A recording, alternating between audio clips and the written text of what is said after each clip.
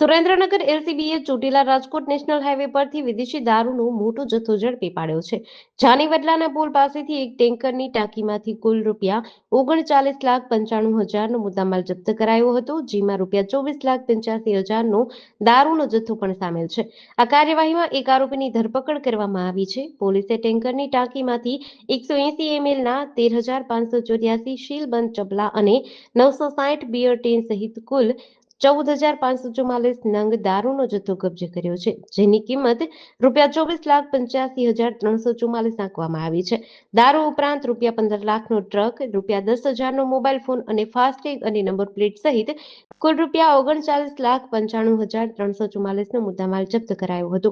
આ કેસમાં રાજસ્થાનના બાડમેર જિલ્લાના નરપતલાલ માંગીલાલ ભાદુ જાટ નામના ટ્રક ચાલકની ધરપકડ કરી છે. ટ્રકના સાચા રજીસ્ટ્રેશન નંબરનો માલિક ભીલવાડા રાજસ્થાનનો ઉમેશ અને દારૂ મંગાવનાર અજાણ્યો ઇસમ સહિત અન્ય આરોપીઓને પકડવા માટે કાર્યવાહી હાથ ધરી છે.